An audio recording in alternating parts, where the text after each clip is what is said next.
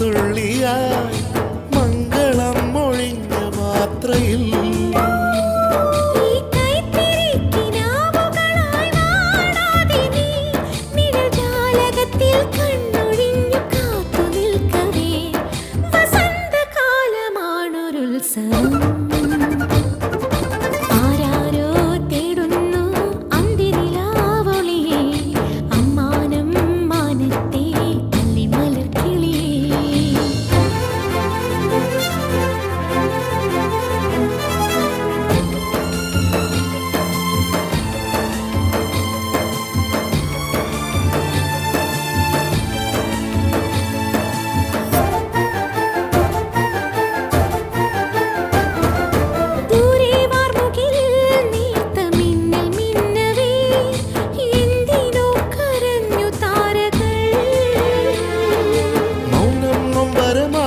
നെഞ്ചിൽ ചാഞ്ഞുറങ്ങവേ പൂപൊഴിഞ്ഞു വീണു പാട്ടുകൾ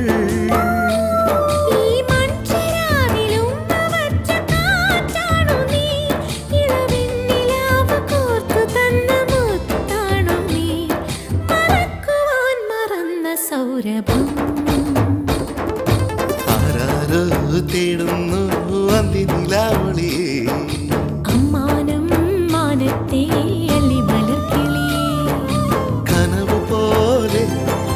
കവിത പോലെ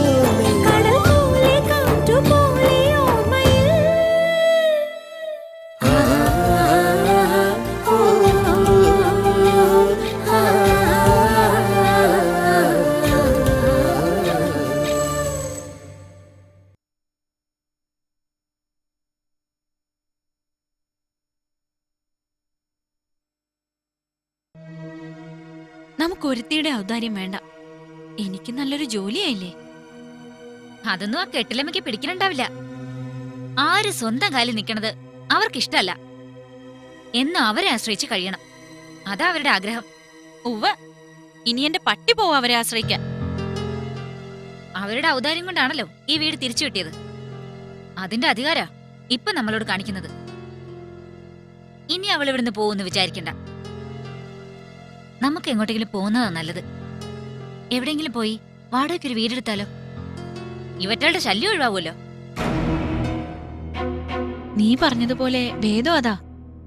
പക്ഷേ ഒരു വാടക വീട് എടുക്കാന്ന് പറഞ്ഞാ മാസാമാസം അതിന് വാടക കൊടുക്കണ്ടേ? അതൊക്കെ നമ്മൾ വിചാരിച്ചാ നടക്കും. ചേച്ചിക്കിപ്പോ ഒരു ജോലിയായില്ലേ? ഞാൻ 5-6 കുട്ടികളെ ട്യൂഷൻ എടുത്ത് കാശുണ്ടാക്കിക്കോളാം. വാടകയെ പറ്റിയൊന്നും ചേച്ചി പേടിക്കണ്ട. എത്രയും വേഗം ഈ വക സാധനങ്ങളിടയിന്ന് ഒന്ന് ഒഴിഞ്ഞു പോയാ മതി. അത്രയ്ക്ക് മടുത്തു ഇവിടെ. നീ പറഞ്ഞത് ശരിയാ. പക്ഷേ നമുക്ക് ആലോചിക്കാം.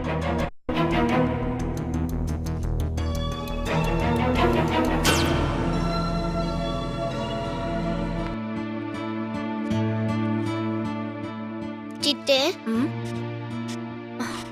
എന്താ മോളെ? എന്തിനാ കരയുന്നേ? അമ്മ എന്നെ വഴക്ക് പറയാ. എന്തിന്? ഒന്നിനുമല്ല, വെറുതെ വഴക്ക് പറയാ. സാരമില്ല കേട്ടോ. പോട്ടെ പോട്ടെ. ഞാൻ അച്ഛനോടും ചിറ്റോടും മിണ്ടാൻ പാടില്ലെന്ന് പറഞ്ഞു. എനിക്ക് എല്ലാരും വേണം. അച്ഛനും വേണം, ചിറ്റയും വേണം, എല്ലാരും വേണം. പിന്നെ എന്തിനാ അമ്മ എന്നോട് ഇങ്ങനെയൊക്കെ പറയണേ? സാരമില്ല, അമ്മ അതൊക്കെ വെറുതെ പറഞ്ഞല്ലേ മോളോട്?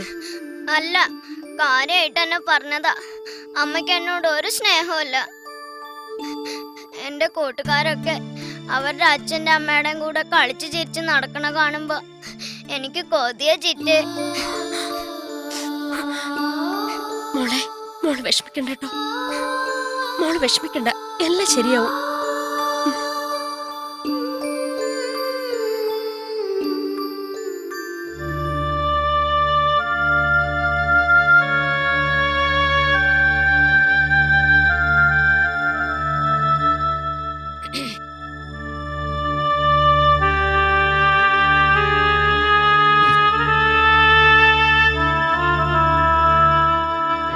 അച്ഛൻ വയ്യാതെ കിടക്കാന്നറിഞ്ഞു.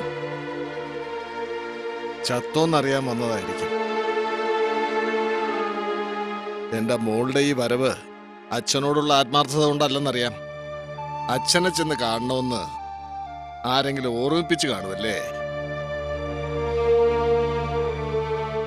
വന്നുവെന്ന് ആരെങ്കിലും ബോധ്യപ്പെടുത്തണമല്ലോ. ഇതാ എനിക്ക് വരാൻ ഇഷ്ടമില്ലാത്തത്. വന്നു കയറിയ തുടങ്ങും മടുപ്പിക്കുന്ന വർത്തമാനങ്ങള്. ജരാനര ബാധിച്ച് ജന്മം ഒടുങ്ങാറായ പിന്നെ അച്ഛനും അമ്മയും പല മക്കൾക്കും കണ്ണിലെ കരടായി മാറും.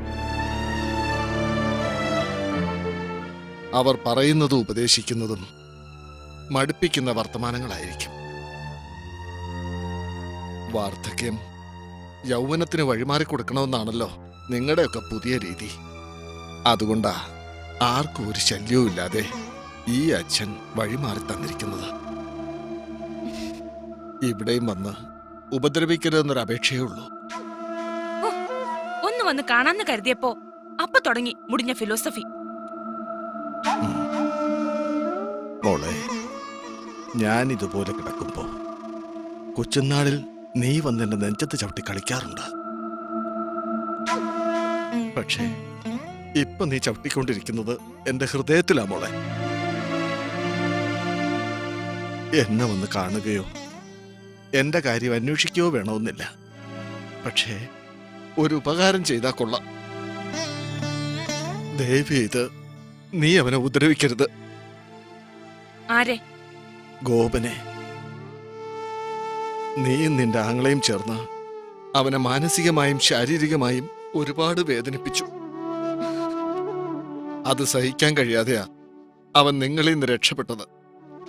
ഇപ്പോ അവിടെയും ചെന്ന് നീ അവനെ സ്വൈരം കെടുത്തുകയാണോ?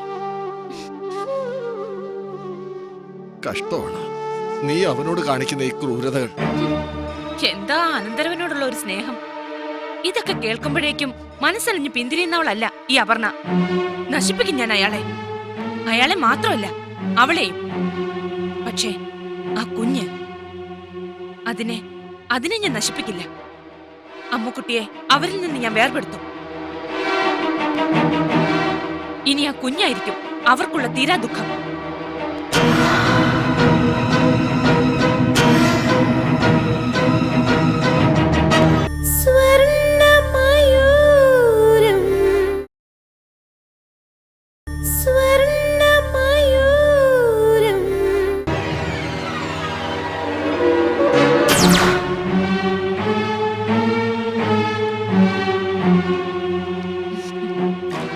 വന്നിട്ട് ഒരുപാട് നേരമായോ?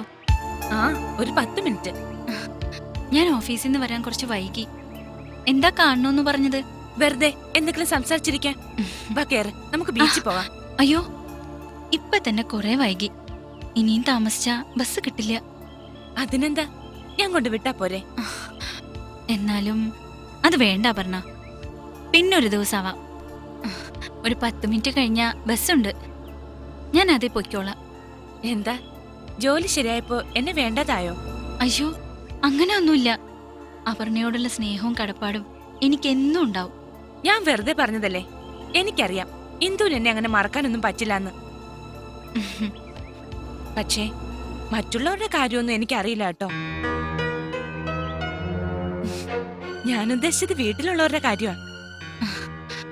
അതൊന്നും നോക്കിയാ ജീവിക്കാൻ പറ്റില്ല. ജോലി കിട്ടിയതിനെ പറ്റി ഗോപനൊന്നും പറഞ്ഞില്ലേ? അത്ര ഇഷ്ടായില്ലെന്ന് തോന്നുന്നു. ഞാനതൊന്നും അത്ര കാര്യാക്കുന്നില്ല. ജീവിക്കാനൊരു വരുമാനം വേണ്ടേ?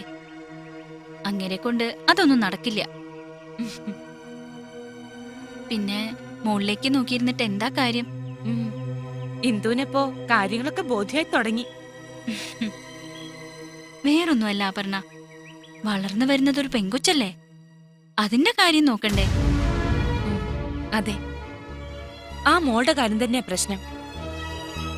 അതിനിങ്ങനെ ഗോപൻ തടസ്സം നിന്നാ ശരിയാവില്ലല്ലോ, അല്ലേ ഇന്ദു? എന്തായാലും ഇനി എല്ലാ കാര്യത്തിനും ഇന്ദുവിനോടൊപ്പം ഞാനും ഉണ്ടാവും. ഇപ്പൊ ഒരു ജോലി ശരിയാക്കി തന്നപ്പോ തന്നെ എനിക്ക് എന്ത് സമാധാനായെന്നറിയോ? എന്തെങ്കിലും ഒരു ആവശ്യത്തിന് കുറച്ച് പൈസയുടെ ആവശ്യം വന്നാ അതിനി ആരെയും ആശ്രയിക്കണ്ടല്ലോ. ആ പിന്നെ ഇന്നലെ കണ്ടപ്പോഴും ചോദിക്കണമെന്ന് വിചാരിച്ചതാ. ഇതല്ലാതെ വേറെ സാരൊന്നുമില്ല ഇന്ദുവിന്? ഉള്ളതില് ഇത്തിരി നല്ലത് ഇതേ ഉള്ളൂ. എന്നാലും ഇതൊക്കെ ഇവിടുത്തെ ഓഫീസിൽ പോവാന്ന് പറഞ്ഞ നാണക്കേടല്ലേ എന്തു? മറ്റുള്ള സ്റ്റാഫുകളൊക്കെ ശ്രദ്ധിച്ചില്ലേ? നല്ല നല്ല ഡ്രസ്സുകളല്ലേ അവരിട്ടോണ്ട് വരുന്നത്. ഇന്ദു മാത്രം ഇങ്ങനെ. കഷ്ടമുണ്ട്. നല്ലതൊരെണ്ണം വാങ്ങണമെന്നുണ്ട്. പക്ഷേ അതിനൊക്കെ കാശ് ഒത്തിരിയാവില്ലേ? എന്ന് കരുതി മറ്റുള്ളവരുടെ മുമ്പിൽ നാണം കെടാൻ പറ്റുമോ? വക്കേറ്, തൊട്ടടുത്ത് നല്ലൊരു കടയുണ്ട്. അയ്യോ, ഇപ്പൊ എന്റെ കയ്യിൽ കാശൊന്നുമില്ല. വേണോന്ന് ആര് പറഞ്ഞു? ഞാൻ കൊടുത്തോളാം.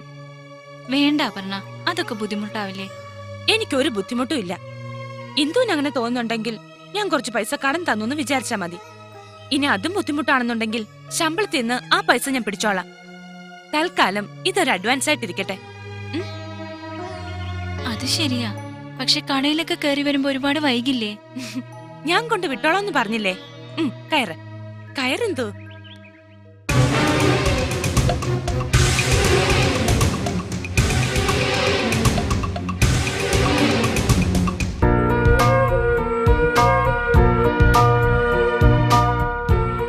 എങ്ങനെയുണ്ട് ഇന്ദു പുതിയ ഓഫീസ്, അവിടുത്തെ ആളുകളും ഒക്കെ? ഇഷ്ടപ്പെട്ടോ? എല്ലാരുമായും ഒന്ന് പരിചയപ്പെട്ട് വരുന്നതേ ഉള്ളൂ. എന്നാലും പരിചയപ്പെട്ടിടത്തോളം നല്ലവരാ. വളരെ ഹെൽപ്പ് ചെയ്യുന്നുണ്ട് എല്ലാവരും. ഇനിയും അതുണ്ടാവും. എങ്ങനെയാ നന്ദി പറയേണ്ടതെന്ന് എനിക്ക് അറിയില്ല. ഇത്രയും നല്ലൊരവസരം എനിക്ക് തന്നതിന്. വേറെ ആര് ചെയ്യും ഇങ്ങനെയൊക്കെ? അതിനിപ്പോ നന്ദി പറയേണ്ട കാര്യമൊന്നുമില്ല. എന്റെ ഒരു കൂടപ്പിറപ്പിനെ ഞാൻ സഹായിച്ചു. എനിക്കത്രേ തോന്നുന്നുള്ളൂ.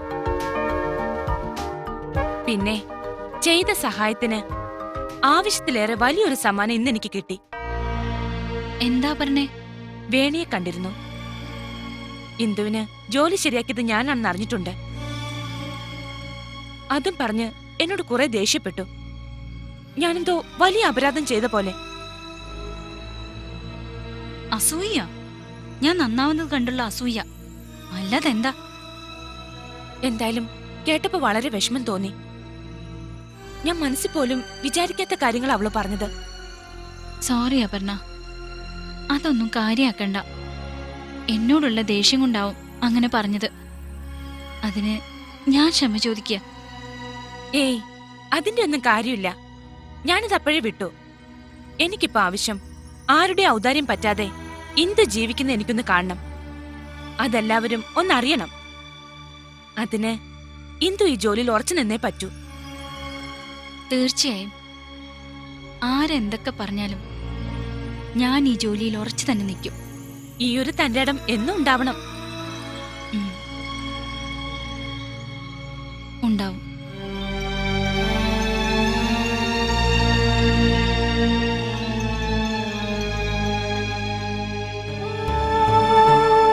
അമ്മോ, മോളെ,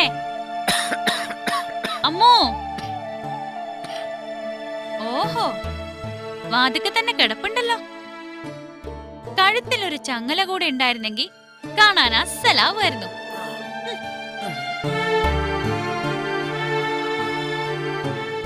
അമ്മുക്കുട്ടിയെ,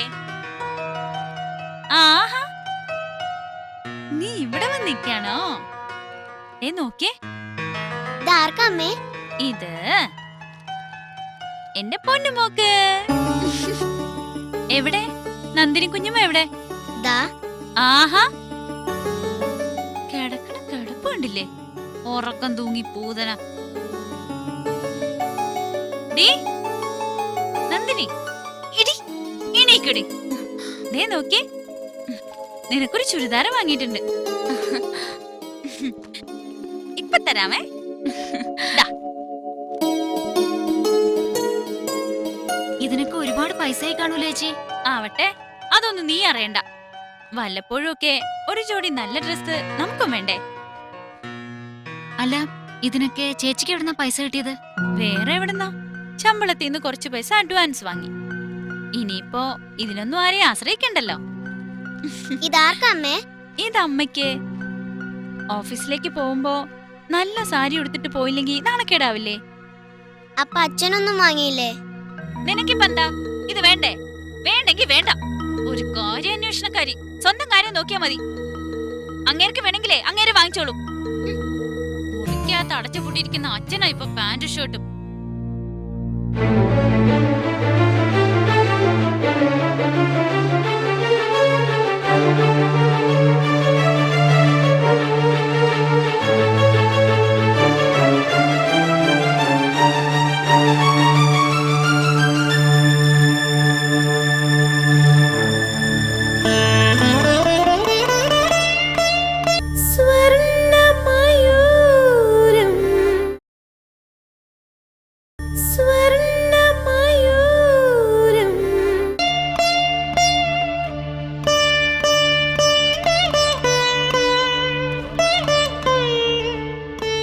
എന്നോട് മനസ്സിലുള്ള വിരോധം എന്നോട് തീർത്താൽ മതി. അതിന്റെ പേരിൽ മോളെ വേദനിപ്പിക്കരുത്. ഞാൻ ആരെയും വേദനിപ്പിച്ചിട്ടൊന്നുമില്ല. എന്ന് നിനക്ക് മാത്രം തോന്നിയാ പോരല്ലോ. നീ എന്ത് കാണിച്ചാലും മനസ്സിലാക്കാൻ കഴിയാത്ത മണ്ടനൊന്നല്ല ഞാൻ. അതിനിപ്പോ എന്താ ഉണ്ടായേ? അവളെ ചോദിച്ചതിന് മറുപടി ഞാൻ പറഞ്ഞു. കുറ്റമൊന്നും അല്ലല്ലോ പറഞ്ഞത്. ഞാനാണോ നിങ്ങൾക്ക് ഡ്രസ്സ് വാങ്ങി തരേണ്ടത്? സാധാരണ ഭർത്താക്കന്മാരാ ഭാര്യമാർക്ക് സാരിയൊക്കെ വാങ്ങിച്ചു കൊടുക്കേണ്ടത്. അതാ പതിവ് ഏത് കുടുംബത്തിലും. അല്ലാതെ ആയിക്കോ, അതിനൊരു പരാതി ഞാൻ നിന്നോട് പറഞ്ഞില്ലല്ലോ. ഒന്നും ഞാൻ ആവശ്യപ്പെടുന്നില്ല. ഞാൻ പിന്നെ ആവശ്യപ്പെട്ടാലും കാര്യമില്ലല്ലോ.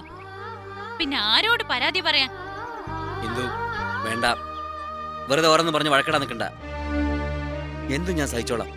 പക്ഷെ എന്റെ മോള് കുഞ്ഞു മനസ്സാ, നീയായിട്ട് അതിനെ വേദനിപ്പിക്കരുത്. വലിയ അപരാധം എന്നല്ല അവൾ ചോദിച്ചത്.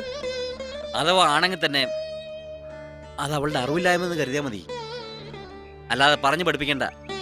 അച്ഛനാണ് അമ്മയുടെ ഏറ്റവും വലിയ ശത്രുവെന്ന്. ഒരു പക്വത എത്തുന്നവരെങ്കിലും. എനിക്കറിയാം എന്റെ മോളെ എന്ത് പഠിപ്പിക്കണമെന്നും എങ്ങനെ വളർത്തണമെന്നും. അതിനെ ആരുടെ ഉപദേശമൊന്നും എനിക്ക് വേണ്ട. അതെ, പുതിയൊരു മേച്ചിൽപ്പുറം കണ്ടെത്തതിന്റെ ഭ്രമത്തിലാ നീ ഇപ്പോ. അതാ ഈ അഹങ്കാരം. പക്ഷേ ഒന്ന് സൂക്ഷിക്കുന്നത് നല്ലതാ. പിന്നീട് ദുഃഖിക്കേണ്ടി വരില്ല. ഓ, സൂക്ഷിച്ചോളാം.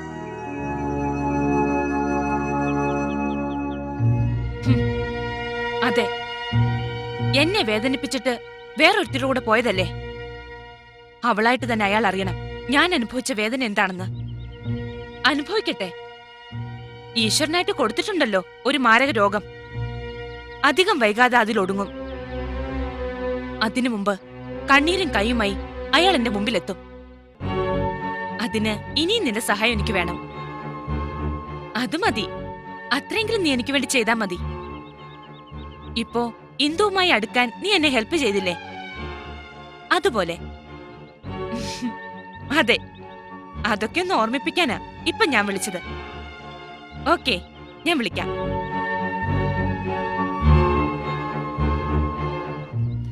എന്താ നിന്റെ ഉദ്ദേശം? ഇനി നിർത്താറായില്ലേ നിനക്ക് തോന്നും?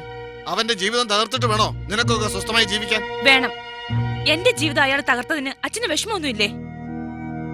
എനിക്ക് എന്തൊക്കെ നഷ്ടപ്പെട്ടെന്ന് അച്ഛനറിയാലോ. അതൊക്കെ പഴയ കാര്യങ്ങളല്ലേ.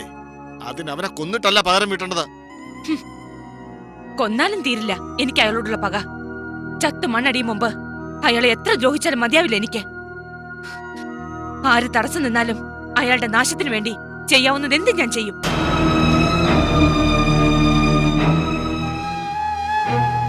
അപർണ അങ്ങനെ ഒരു ചതി ചെയ്യുമെന്ന് വേണിക്ക് അത്രയ്ക്ക് ഉറപ്പാണ്? അതെ സർ, അവളെ എനിക്ക് നന്നായിട്ട് അറിയാം. ആരുടെ മുമ്പിലും തോക്കാൻ മനസ്സില്ലാത്ത, എന്തും ചെയ്യാൻ മടിക്കാത്ത വല്ലാത്തൊരു ക്യാരക്ടർ അവളുടേത്. ഗോപനോട് ഇന്നും പകയ അവൾക്ക്. അത് തീർക്കാൻ അവൾ എന്തും ചെയ്യും. അതിനൊരുങ്ങി തന്നെ ഇന്ദുവുമായുള്ള ഈ ചങ്ങാത്തം. എന്തായാലും താൻ ഇങ്ങനെ ഒരു സൂചന തന്നത് നന്നായി. നമുക്കൊന്ന് ശ്രദ്ധിക്കാം. വേണി ചെയ്യേണ്ടത് ഇന്ദുവിന് ജോലി കിട്ടിയിരിക്കുന്ന കമ്പനി ഏതാണെന്നും അപർണയ്ക്ക് അവിടെയുള്ള കണക്ഷൻ എന്താണെന്നും ഒന്നറിയണം. അതെന്നെ അറിയിക്കുകയും വേണം. തീർച്ചയായും സർ. അവളുടെ മനസ്സിലൊരു ചതിയാണെങ്കിൽ ഇന്ദു അതിൽ പെടാതെ നമുക്ക് നോക്കാം. അവളായിട്ട് ആ കുടുംബം തകരരുത്, അതേ എനിക്കുള്ളൂ. അല്ലാതെ തന്നെ ഒരുപാട് പ്രശ്നങ്ങളുടെ നടുവിലാണ് ഞാൻ. ഇനി ഇതും കൂടി ആയാൽ. വിഷമിക്കാതെ, പേടിക്കുന്ന പോലൊന്നും സംഭവിക്കില്ല. അല്ല, ഞാനൊന്ന് പറയാൻ വിട്ടുപോയി. നമ്മുടെ അഡ്വക്കേറ്റിനെ എന്ന് വിളിച്ചിരുന്നു. ജാമ്യത്തിന് വേണ്ടി അയാൾ മാക്സിമം ട്രൈ ചെയ്യുന്നുണ്ടെന്നാ പറഞ്ഞു.